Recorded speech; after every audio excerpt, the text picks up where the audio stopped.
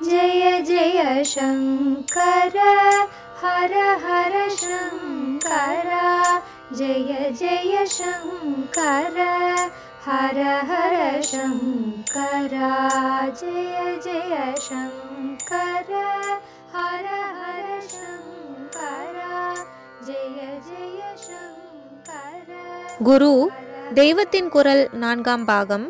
குருகுலம் கட்டிகாஸ்தானம். வைதிகத்தில் 4ஆம் வர்ணத்தவரின் அபிமானம். வைசிய சூத்ர ஜாதியினர் பிராமணரை துவேஷித்து அந்த ஜாதி அழிய வேண்டும் என்று இந்த நூற்றாண்டு ஆரம்பம் வரை நினைத்ததே இல்லை. இப்போதும் கூட முதலில் க்ஷத்ரியர்தான் பிராமண ஆதிக்கத்தை எதிர்த்தது. மற்றவர்களுக்கு முந்தி பிராமணன் தன் தர்மம் கெட்டு வெள்ளைக்காரன் தந்த படிப்பு, வேலை முதலியவற்றில் போய் விழுந்தான்.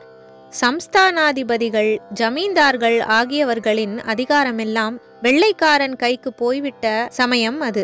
அதனால் அசல் க்ஷத்ரியர்கள் அல்லது அந்த ஸ்தானத்தில் இருந்தவர்கள்தான் அப்போது தங்களுடைய செல்வம், செல்வாக்கு முதலியவற்றில் ரொம்பவும் பாதிக்கப்பட்டிருந்தவர்கள். ஒரு ராஜ்யம் கைமாறுகிறது என்றால் அப்போது ராஜவம்சத்தினரும் பிரபுக்களும் தானே அதிகம் பாதிக்கப்படுவார்கள். இப்படித்தான் ஈஸ்ட் இந்தியா கம்பெனிக்கும் அப்புறம் பிரிட்டிஷ் எம்பையருக்கும் இந்தியா கைமாறிய போது நடந்தது. ஆனபடியால் அதற்கப்புறம் பிராமணர்களே வெள்ளைக்காரர்களின் புது ஆட்சியில் படிப்புக்கும் உத்தியோகத்துக்கும் அதிகமாக போய் சேர்ந்தபோது ராஜவம்சம், ஜமீன்தார் வம்சத்துக்கு எரிச்சல் ஏற்படக்கூடியது சகஜம்தானே. வெள்ளைக்காரன் நம் பழைய அந்தஸ்தை அடித்து போட்டது தொலையட்டும், அது பழைய கதை.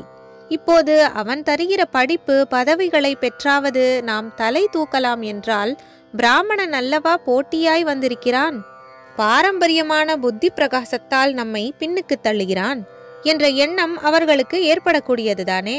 அதனால்தான் க்ஷத்ரியர்களும் மற்ற அப்ராமண பிரபுக்களும் முக்கியஸ்தர்களாக இருந்த ஜஸ்டிஸ் பார்ட்டி உண்டாயிற்று.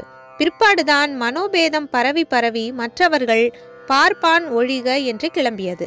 முன்னாளில் எந்த அளவுக்கு 4ஆம் வர்ணத்தவர் வைதிக அபிமானமுள்ளவர்களாய் இருந்தார்கள் என்பதற்கு ஒரு அழுத்தமான எடுத்துக்காட்டு தெரிகிறது.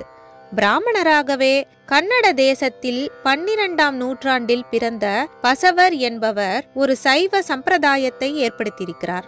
வீர சைவம் என்கிற அது வேதியர் ஒருவராலேயே உருவாக்கப்பட்ட போதிலும் வேத பிராமணியம், வர்ண விபாகம், அதாவது ஜாதி பிரிவினை முதலியவற்றை கண்டனம் செய்கிறது.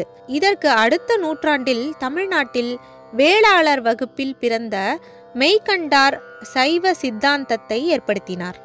தமக்கு சிறிது காலம்தான் முன்னால் ஒரு பிராமணரே அவைதிகமாக சிவமதம் உண்டாக்கியிருந்தும் இவர் வேத நெறிக்கு உட்பட்டதாகவுமே தம்முடைய சம்பிரதாயத்தை உருவாக்கியிருக்கிறார்.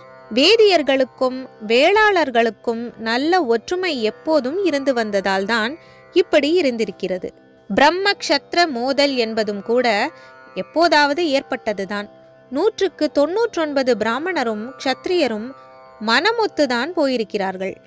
எப்போதேனும் பேதம் உண்டான சமயத்தில் கூட சமூக செல்வாக்கு படைத்த பிராமணர்கள் தங்களிடம் சௌஜன்யமில்லாத ஸ்வதேச ராஜாக்களுக்கு விரோதமாக அந்நிய படையெடுப்புக்காரர்களுக்கு ஒத்தாசை செய்ததாக ஹிஸ்டாரிக்கல் எவிடன்ஸ், அதாவது சரித்திர சான்று அடியோடு கிடையாது. மந்திர ஆலோசனையில் முக்கிய பொறுப்பு வகித்தவர்களும் ஊராட்சி சபைகளில் அங்கத்தினர்களாக இருந்தவர்களுமான பிராமணர்கள் ராஜாவை காட்டிக் கொடுத்து துரோகம் செய்ததாக எங்கேயும் இல்லை. அதாவது வர்ண பேதத்தால் தேச ஆட்சி பாதிக்கப்பட்டது என்பதற்கு ஆதாரமே இல்லை. வர்ண பேதத்தால் ஜனங்களுக்கு ஐக்கியம் இல்லை. அதோடு குறிப்பாக ஜனத்தொகையில் பெருவாரியான 4ஆம் வர்ணத்தினர் தாழ்த்தப்பட்ட மனப்பான்மையில் எவ்வித ஊக்கமும் இல்லாமல் இருந்தார்கள். இதனால்தான் தேசம் சக்தி இழந்து அடிக்கடி அந்நிய தேசத்தாருக்கு வசமாயிற்று என்று சொல்லும் குற்றச்சாட்டுக்கு கொஞ்சமும் ஆதாரமில்லை என்பதற்காகவே சொல்கிறேன். ஜெய ஜெய சங்கர, ஹர ஹர சங்கர, மகாபெரியவா சரணம். जय जय शंकर हर हर शंकर जय जय शंकर हर हर शङ्करा जय जय शङ्कर